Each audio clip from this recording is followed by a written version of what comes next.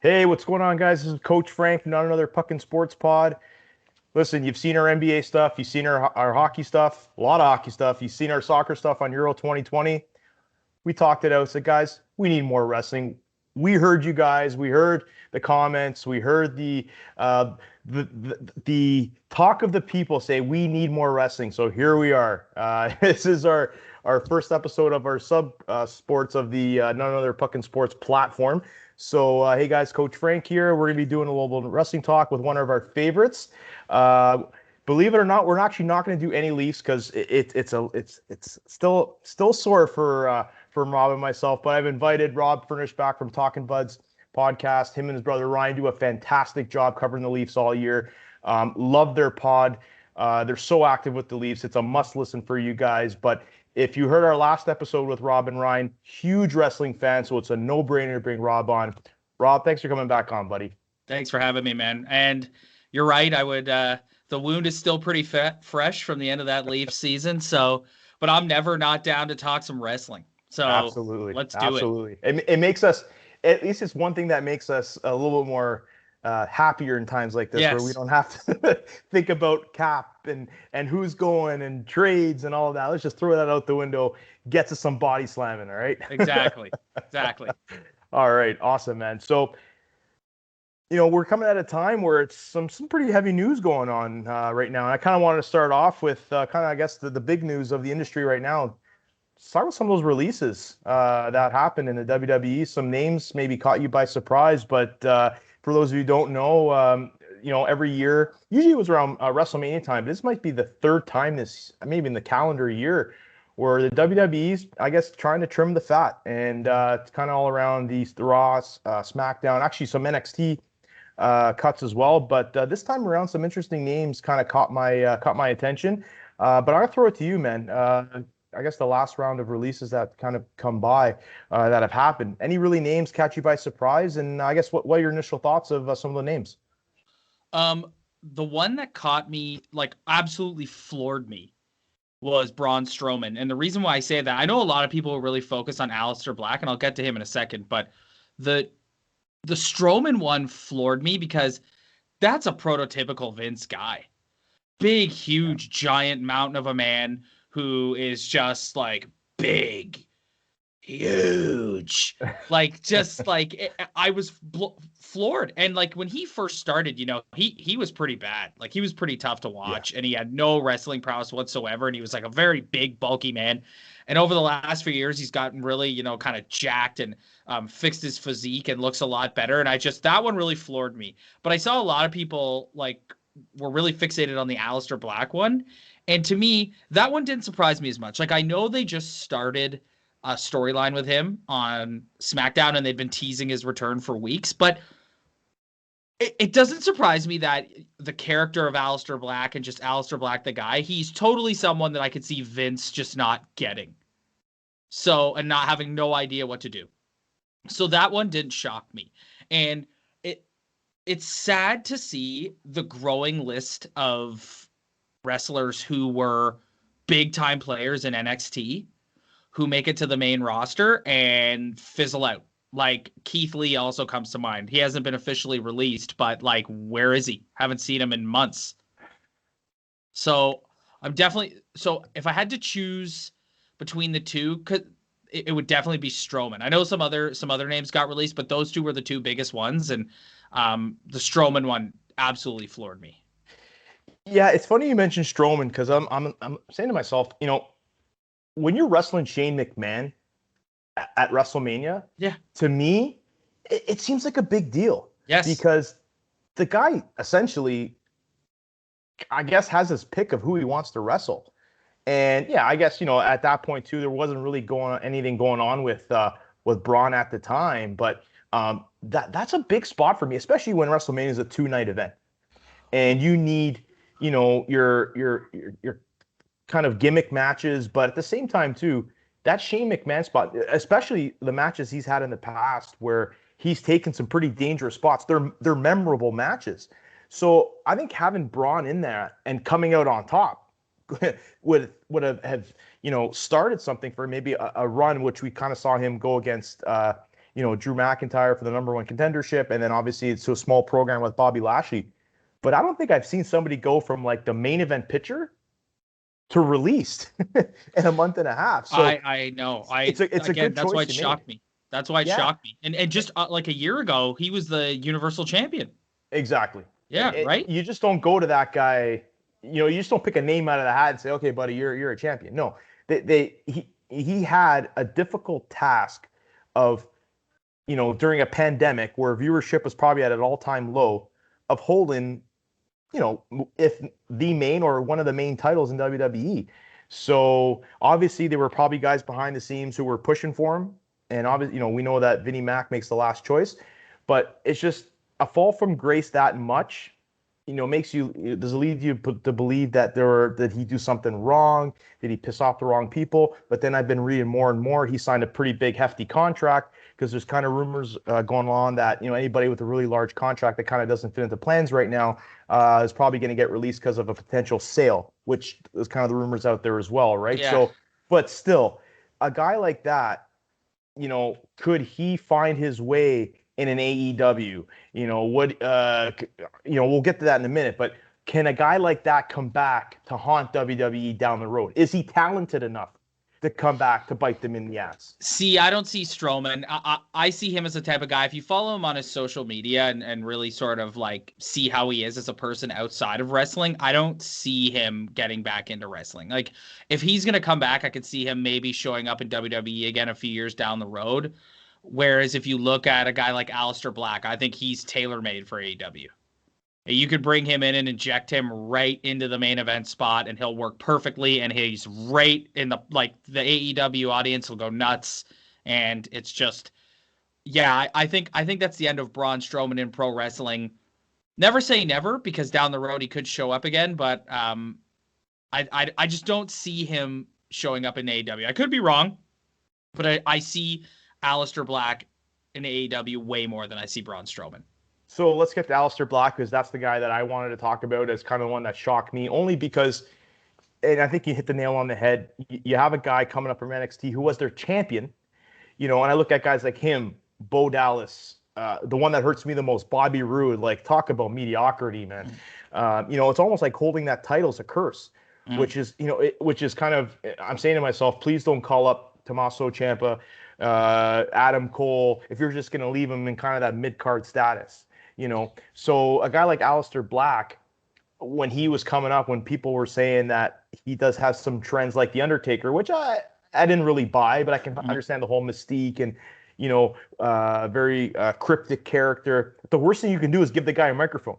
You don't want to hear him. You just want the guy so freaking talented. Mm-hmm. And then when you see him come up and he's in a tag team with Ricochet, it was kind of doomed from the start. Well, everything was so random. Yeah. It's just, go ahead. Everything we know about WWE is one guy has the final say on absolutely everything. So, to me, this is why I said his release was not that much of a surprise, because he is totally the type of guy that Vince wouldn't get. If Aleister Black was on the roster in the early 2000s, he would have been one of the many long lists of guys who they would have brought in, had a feud with Taker. Taker would have beat him, and then we never would have saw him again. And that's how Vince would have envisioned him, as like an Undertaker opponent. Now you don't have the Undertaker. You bring him up, and like I said, you don't. And there's this weird rule that when you leave NXT and you come up to the main roster, you can't just be that same character. Like, they have to change something about you. Like, I don't understand. Like, it's just so silly, man. Like, I don't understand why that is.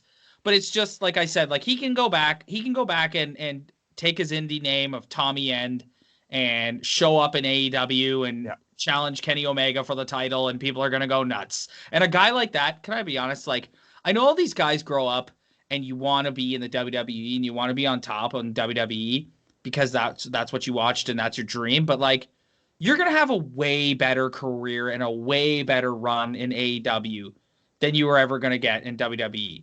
And the NXT discussion, like, that's a whole other can of worms. Like, we could do a whole episode just on that.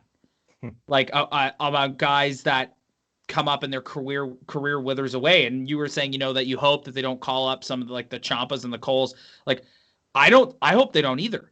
Yeah. Like Adam Cole, in my opinion, not to get off topic here, but like Adam No, Cole. it's actually one of my topics. Go, please. Okay, good.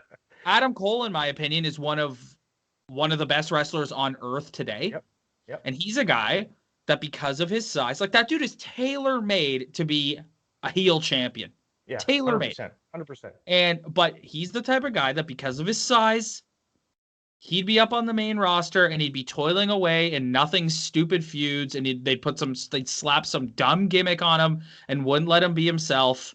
And so you're right. So you look at him and you look at guys like Ciampa and Gargano, and it's like, you're better served to stay in NXT. You're going to have a better run in NXT than you would have on the main roster. Why? Anyone, like, man, this is like, I actually get like heated and passionate talking about this because it's just like, it blows my mind watching it. Like the main roster right now, outside of Roman Reigns, the rest of the main roster it's tough. It's a tough sit. Yeah. It really is. Yeah.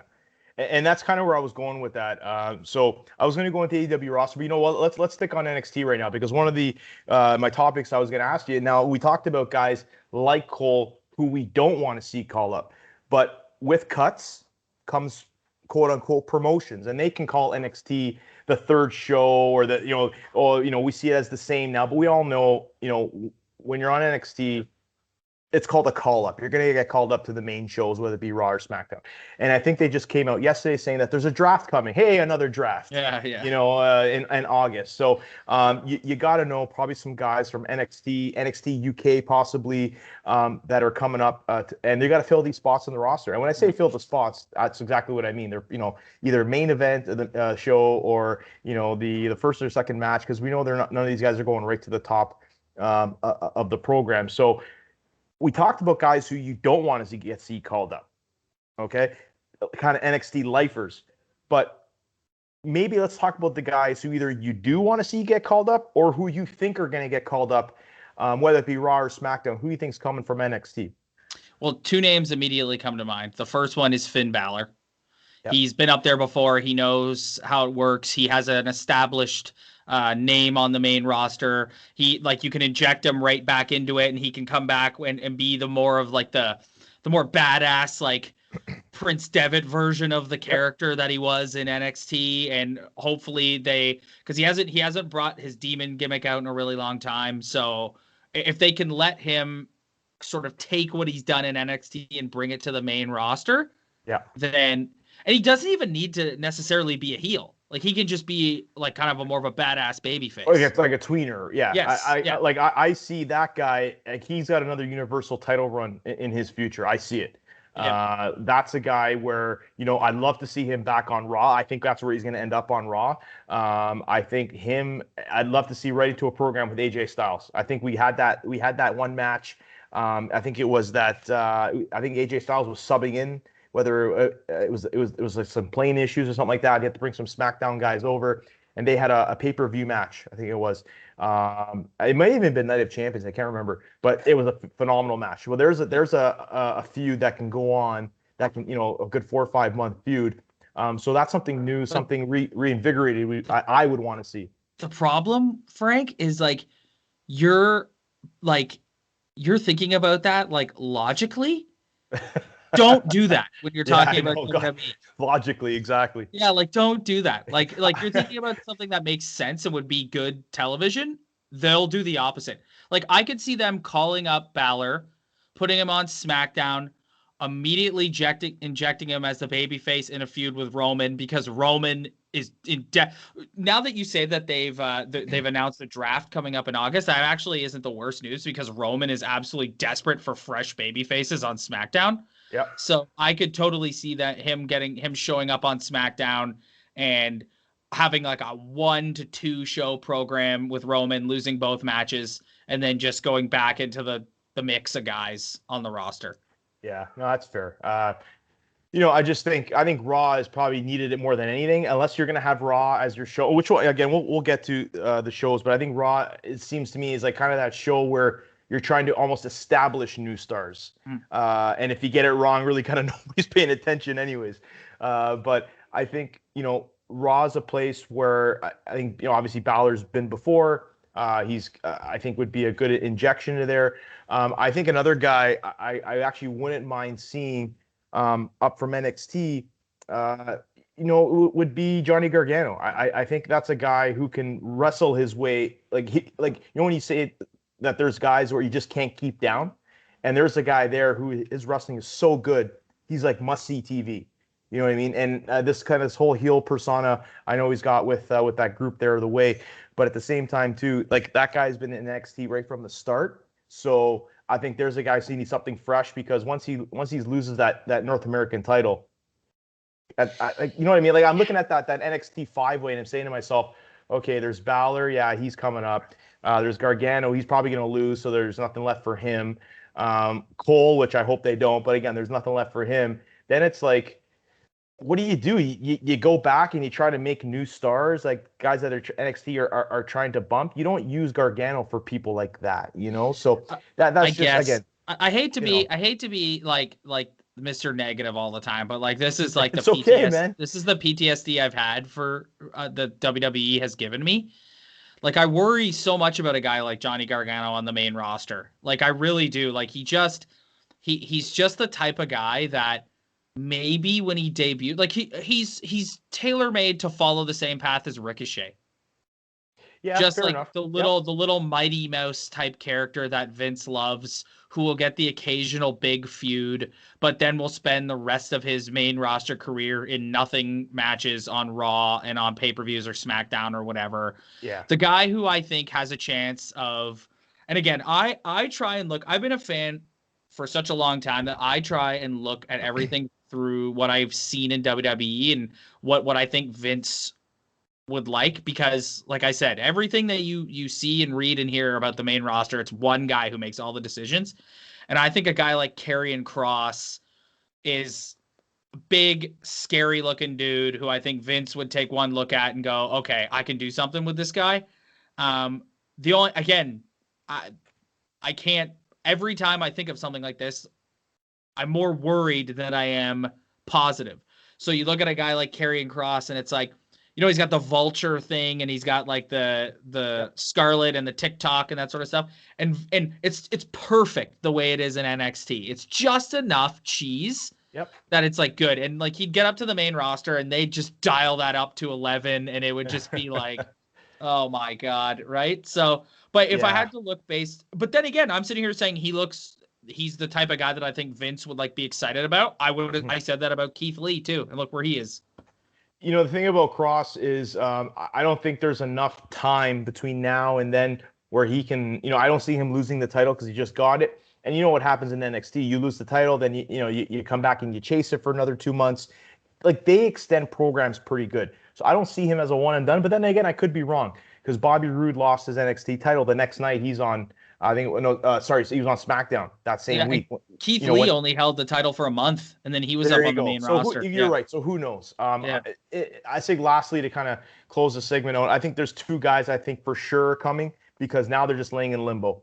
And I hate to say it because I'm a huge Undisputed Era fan, but I think Roderick Strong's coming up because he's got nothing right now. I think, the whole thing says that he quit NXT. So I think he's coming up. He'll be a mid-card guy. He'll probably give some good matches. And Bobby Fish. Kyle O'Reilly is his own guy now, who I think will be, holding that title soon.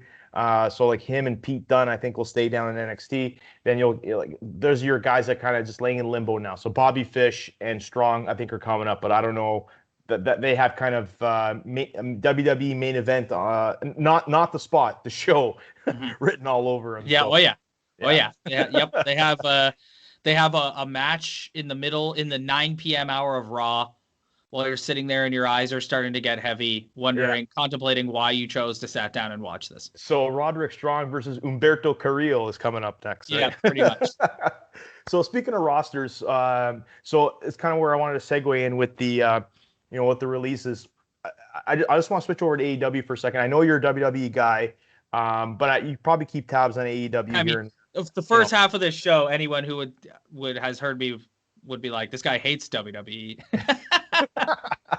But we know we talked about this. Rob is a huge WWE guy. I'm starting to get more into AEW just because I like seeing competition. I like seeing what else is out there, and I gotta be honest with you, I'm entertained with it. Double or Nothing is probably one of the best pay-per-views I've seen in a long time. Not sure if you caught it. Oh, I caught Um, it. Yeah. okay, Oh, I fantastic still watch it. pay-per-view. I still watch Okay, it. And I perfect. just want to clarify. It's not that I'm not an AEW guy. I thought for a while there they were really some of their segments, not all of them, but some of their segments were kind of coming off as like WWE light. Yeah, And I'm a huge believer that people are sick of WWE. Give us something, go all new, in, no pun fresh. intended. Like, right? Like give us something fresh and new and something geared towards like wrestling. I want to watch pro wrestling. I don't want Yes, to watch sports entertainment. I want to watch correct. pro wrestling. And And that's so yeah, go ahead. the last little while, they've sort of kind of got back. Like, I'm with you. Double or Nothing was one of the best wrestling pay-per-views I've watched in years. Honestly, years. I can't sit here and remember the last time a show ended and I was like, wow. Yeah, Like, I enjoyed that exactly. start to finish. That show had okay, it's gonna sound a little weird, but that show had a WrestleMania appeal to it. Yep. That almost every match on that card was must watch. Yep. And the way they even put the match set up, like that first match, as I mentioned to you, that first match of Adam Page and Brian Cage, I thought, okay, whatever. You know what? I was intrigued in that. Yeah. That had a lot of believable near falls. The Yeah. right guy went over. Cage looked great. T's in a split from Team Taz. It's like that's what. Not a lot of script, like even the promos. Not a lot of backstage garbage. It's just right to the match, you know. Yep. And I think that's the kind of the wrestling historians are like, I that's the type of wrestling we want to see. So, what's starting to I've seen a lot of trends now at AEW, and the one thing I'm starting to notice is after a big pay-per-view, they debut somebody. Yep. It's a surprise. Yep. And I'm sure you caught it, but speaking of releases, the latest guy to come, which I kind of felt he was coming anyways, because they're setting up a match between him and August. Andrade is now all elite. I think that's a great pickup. But now my question to you is, Andrade came now. Ethan Page they just brought in. Kristen Cage. Is this roster starting to become, or is it already too saturated? And there's going to be guys coming down the pipeline. I see Aleister Black going there. Yeah. I think that's a given. I think he's gonna, whether he's the new leader of the Dark Order or whatever it is, I think he fits in great. But at what point is this roster like a WWE where it becomes too saturated? Where I know they have the Elevation and the they're coming up with a new show now. It escapes me because they're moving to TBS. That's great, but Dynamite is their show, and there's only 2 hours. So, what do you do with all these guys, especially when they have their own homegrown guys as well that they're trying to push? Well, that's gonna have Tony Khan and company are gonna have to figure that one out. I'm a believer that you never turn down like picking up like an elite talent, and I think that and for the most part, a lot of the guys that they've signed are guys who were not like, with the exception of Christian, which to me was so weird. Like they brought him in and they debuted him as this like top guy, and he's kind of toiled away and done nothing. And exactly, it's just like. And they brought him in as like a roster guy. Like they didn't bring him in as like a Mark Henry Big Show like situation where he's like sort of like a part of like a manager or whatever. Exactly. In Big Show's case on commentary. So the Christian Cage one is the only one that's weird to me. But outside of that, like Andrade, like perfect example of a guy like world renowned wrestler, top guy in NXT, did absolutely nothing on the main roster, and now they brought him in, and at his talent, he should ascend to that main event level, because we've got Kenny Omega, who many believe is the best wrestler in the world right now. I put him and Roman Reigns as 1 and 1A in terms of like fair. being that's the total. Like a lot of people would be like, Roman Reigns couldn't hold Kenny Omega's jock in terms of having a match, and it's like, yeah, but I don't just count the wrestling ability. I count like the total complete package. And so the more guys you can bring in to feud with him for the NXT title, and over time, they'll probably add another championship. They've got the world title, they've got the TNT title. I could see them adding a third singles championship of some kind. Yep. And like they'll figure it out. They're getting, the thing about them is, like I said, at first I liked it, I didn't love it, but they're really starting to hit their stride now, I've noticed. And with the exception of, I might contradict myself a little bit here, so I want to like be very clear. With the exception of Christian, I think the way they use their legends is fantastic. Yeah. Like Yeah, I like the way they've used yeah. Sting. I'm a huge Sting like lifer, like huge. I know who isn't. That's your brother. Well, I was so, but you know what? Ryan's also a huge Sting fan too, but I think he was kind of sad watching him and like kind of looked like a guy who was holding on there. But I thought his tag match at Double or Nothing was the perfect way to book him, and I 100%. thought it was great. And so I have the utmost faith in AEW being to handle these guys coming in, and I also don't think they're going to sign absolutely everybody. Like I alluded to earlier, I will be very surprised to see Braun Strowman show up in AEW. I don't think that's going to happen. But Aleister Black, Tommy End, absolutely. What I like about AEW, and I mentioned this in our last conversation, I'm a big factions guy, and you can start to see cliques and factions like by the week. Oh, they're the factions promotion, man. And Tony Khan says himself, he loves them. So like you got the Pinnacle, you saw the Inner Circle, which I think is great. They're getting better, each week with that. But now you're seeing obviously you have Team Taz, and now the rumors of the Trios title coming in soon. So you're going to start seeing, 3-man tag, just like the old WCW, right? So love that though, man. Like, love that. Like something new, something fresh. Yeah, love exactly. It. Love so, even their women, I think their women division's coming along. It's not great. Mm-hmm. It's actually not good. I think it's coming along. But at the same time, too, you're right. What they do with people coming in is, and their shows like the Elevation and Dark, it serves a purpose for that reason. You know what I mean? And they say wins count. Well, what better way of getting wins than on shows like that? Yeah. So I see a guy like Andrade, they're going to be going into this feud for I guess it's the AAA main title. So he's already facing Omega, which is in August. So obviously they're going to feed him some guys on Dynamite to lead up to that. But putting him with Guerrero was an interesting choice. Yeah. I honestly thought he was going to be with somebody else. Only because I don't see her as even like as a manager, like a main event manager. I actually thought he was going to debut with somebody else as the mouthpiece. But that's cool. It's not always perfect. Listen, we're not the ones booking it, but he's got the name. Like she's really amazing because like she's like the widow of one of the greatest of all time. Yeah. And then went on to create her own character and persona. Like she's really amazing. So I don't mind the pairing at all. I think it makes sense, and I also trust them. Like if something's not working, they'll just go away from it. So I got one more name for you. Talking about guys that, if we see them there or not. And again, we're looking at AEW if they're top heavy or not. Got a lot of people forgot about as for me was a shocking release because I'm dying to see him back in the ring. Samoa Joe. Oh yeah. Is he a fit there, or is this a guy you probably see back in New Japan or somewhere else? I thought for sure there's a guy who is a main event player in my book. I think 100%. He dropped the bomb. He's a fantastic heel. There's another guy who can never be a good guy. That's a guy who, if they ever think about making him a good guy, it's career suicide. I look at not. I know we're talking AEW, but like I look at Monday Night Raw right now. Right. And perfect example. Exactly. I think a lot of people are.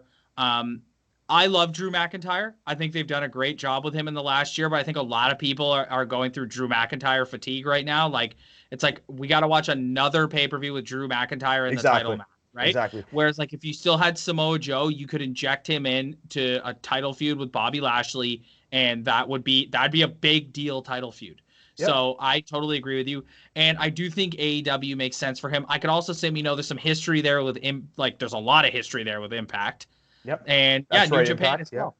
The cool thing about if you go and work for AEW, it's not like WWE where you're like locked in exclusively to them. Mm-hmm. Like Moxley's the IWGP US champion. That's right. Like, so, I could see him like he comes in as like the old guy who wants to have like one last run and want one last go at the title and there's some great stories you could tell with him. And I think if he's interested, and you know Tony Khan being the huge wrestling fan he is, if he's interested, if Samoa Joe's interested, they're gonna sign him. Of course, yeah, it makes sense. Yep. But the thing is, AEW kind of needs to space it out a bit. Like if you just introduce Andrade, let it sizzle a bit. You know what I mean?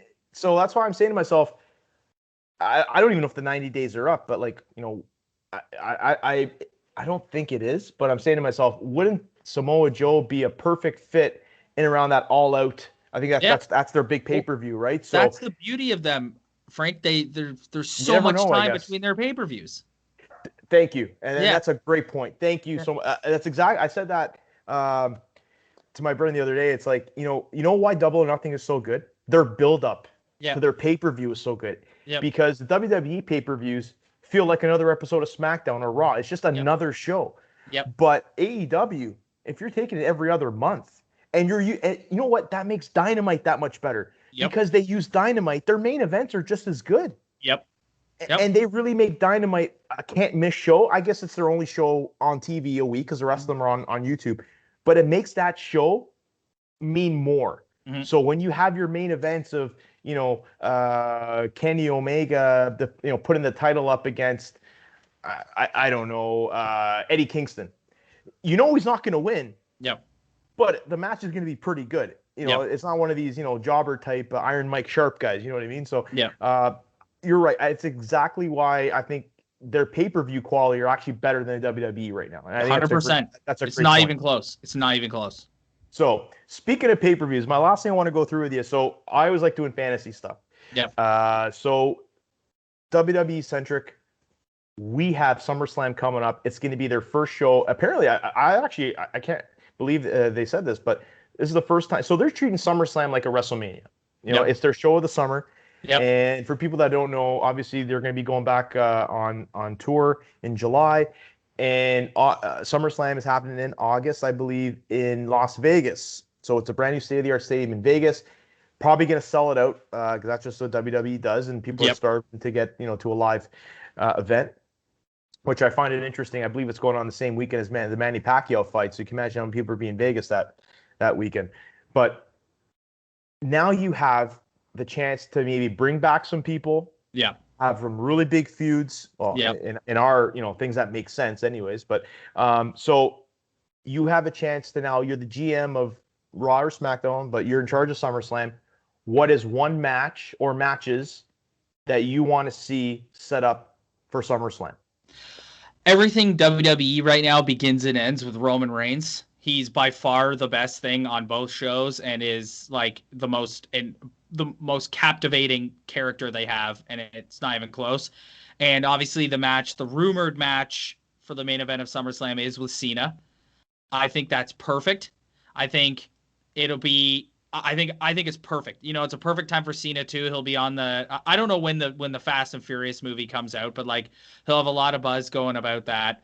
And I think like one thing I loved about Roman at WrestleMania is, I was ready. How many years did we watch the fans just crap all over Roman? And rightly so, because we all felt that he was being forced down our throat by Vince. One thing that I loved to see at WrestleMania is he was getting booed. Like he was getting some crowd heat. Like people were booing him. Granted, he was in the ring with the two perfect guys and Daniel Bryan and Edge. But I do think there's a scenario where, given how long Cena's been out and the perspective that people have, like for years, I couldn't stand John Cena, couldn't stand him. And then like after a while, time goes on and you look back and you just respect the career and the workhorse and the reliability. And in my opinion, he's the greatest WWE champion of all time. Like there's no, if you look at the resume, the WrestleManias, all the shows, worked with literally everyone. Like he's the greatest WWE champion of all time. And I think if you bring him back for a huge SummerSlam stadium match with Roman, they tear the house down. Roman goes over, just adds to the mystique of Roman. I think that if they can make that happen, that's the way to go. I know a lot of people would probably say Lesnar, but no, you hold that off till WrestleMania next year. Yeah, which is where I kind of thought, if the rumors are true and Brock is now officially listed as an active superstar on the Raw roster, which kind of piques my interest a bit. They could be holding him back for when crowds come back. I see him and Lashley as more of a SummerSlam type But match. how do you handle? I can't figure this out, Frank. I've racked my brain about it. How do you handle the Heyman thing? Like, what, he's just gonna show up without Heyman and like no? Hey, they make the rules. Yeah, Yeah, they make you're the right. rules. You're He can right. come out and say, "Listen, I don't even work for WWE. I'm an independent contractor, or Yeah, yeah, or I go where the tribal, all this kind of BS." But yeah, listen, yeah, Raw could use Paul Heyman.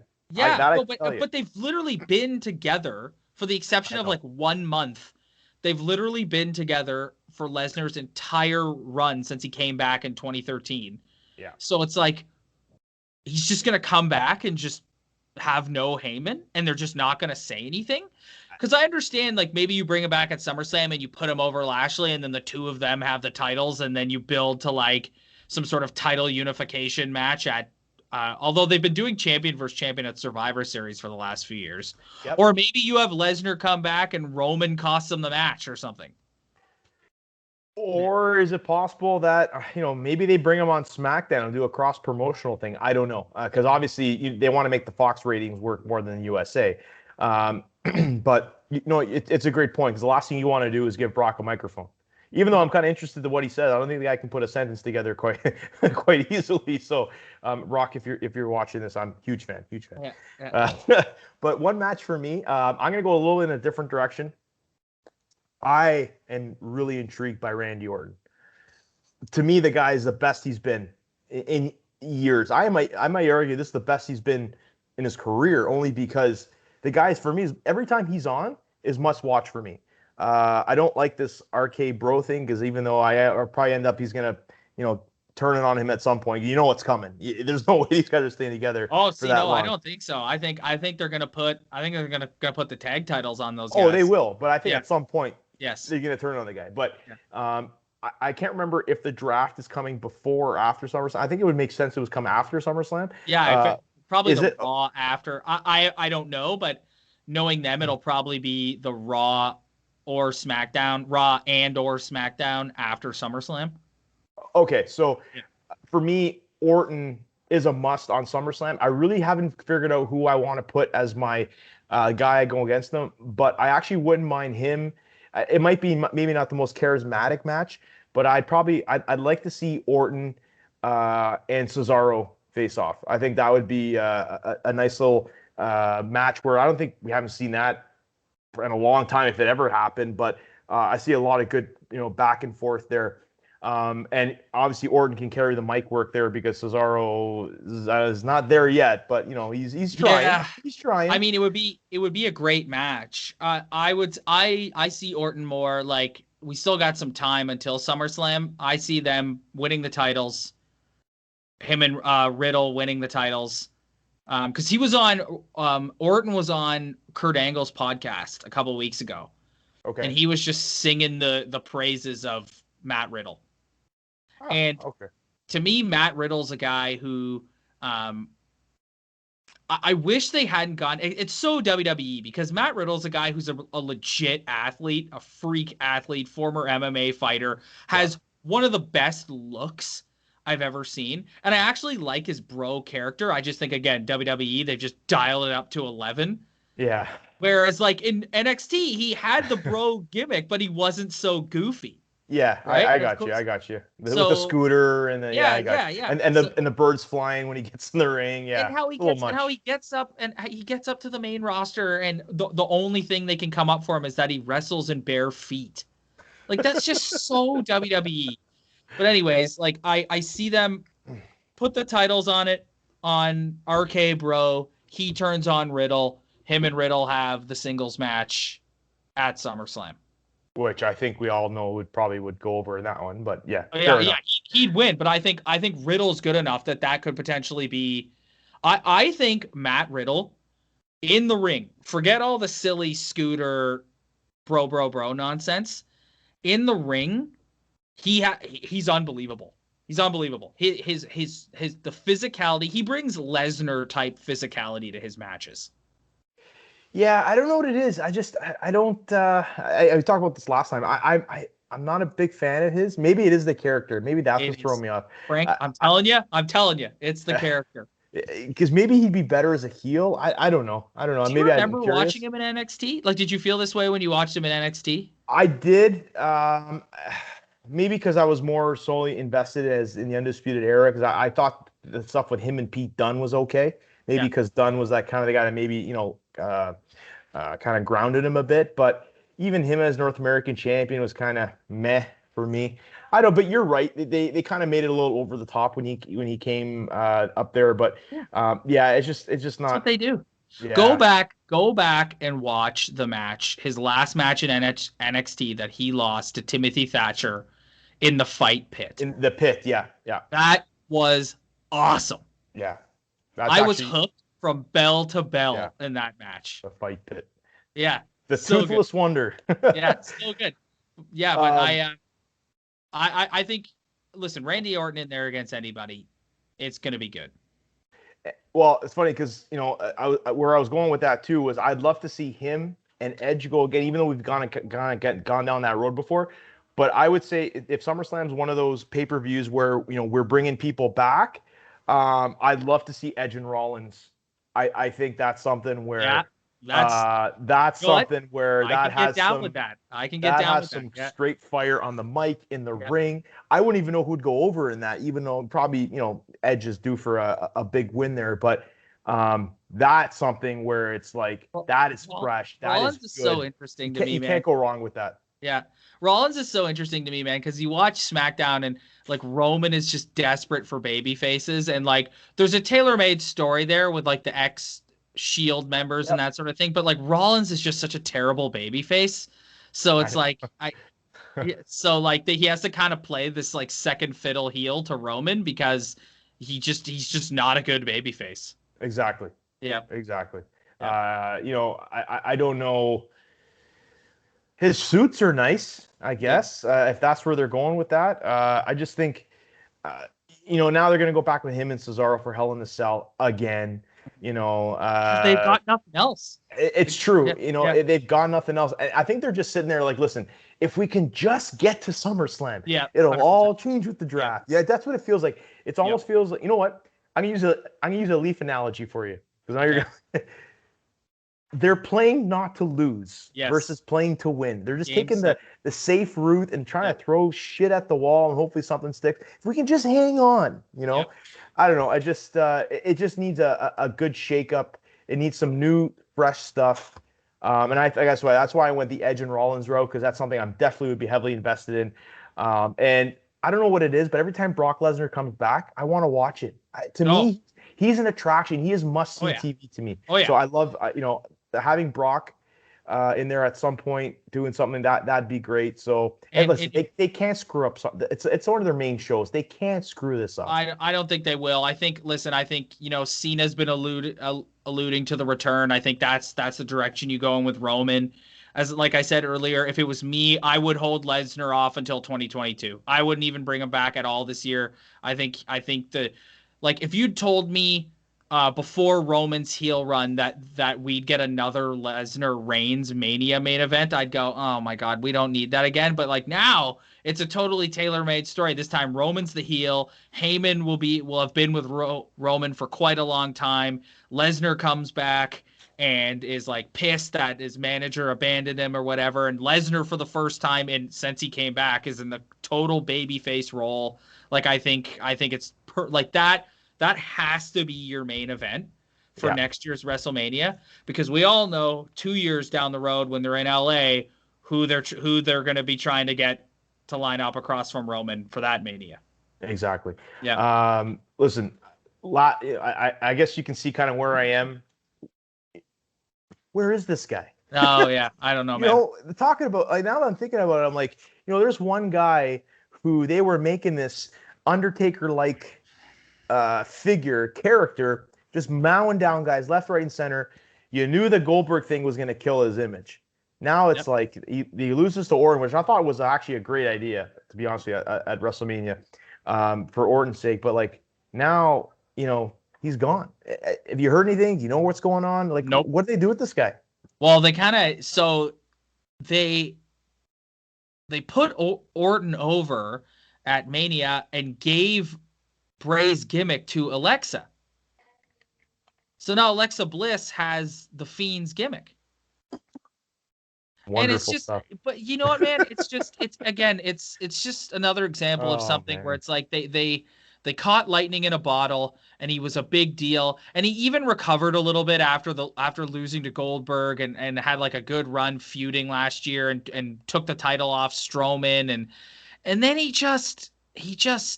got in this feud with Orton, which was just absolutely endless and like silly ass stuff, like lighting him on fire and all this kind of, and it's just like, and then he comes back, and and again they put Orton over, but did that really do anything for Randy, that win? Like, did he, like, not really?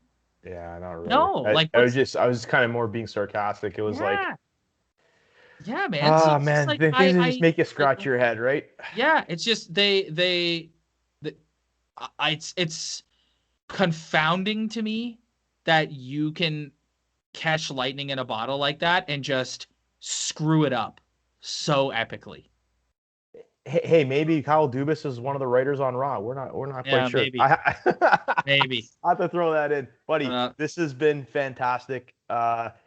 Been dying to do this. yeah, And like I said, I think it's a great time right now with a lot of stuff happening. Just coming off AEW's Double or Nothing, and now we're going into SummerSlam season. I want to do this regularly. This is fantastic. I get this out there, guys. If you have questions for Rob, where can we find you on Twitter and talk and the show as well? If guys want to, if the listeners want to get in touch with you, ask any questions as well. you can hit us up on our Instagram at Talkin' Buds Podcast, and check us out on our YouTube channel. We've done 2 episodes since the great Game 7 collapse. We did one immediately after the game where I literally screamed for half an hour. And on Twitter, you can catch me at Robert Thomas. Fantastic. Guys, check out his podcast. It is one of the best Leaf podcasts out there. We've had him on the show before. Him and his brother Ryan, they'll be coming on again. You can't miss this Leaf talk. But on the other side, loves his wrestling. This guy knows his stuff. Hit him up. Hit his brother Ryan up. Guys, I'm Coach Frank for Not Another Puckin Pod. Thanks again for listening, boys. We're coming back at you. Hopefully, maybe around SummerSlam, we'll talk about the card and see where we're going from there. Maybe do a little bit of predictions. Maybe Yeah, we'll absolutely. see. Yep. And Sure. hey, maybe you want to talk about a little bit about the next time about the biographies, the A&E biographies that are out there as well. I think it's great, but I'd love to get your your point of view on it. So we'll save it for next time. Love it, buddy. Awesome, guys. Take care. This is Coach Frank. Have a good one.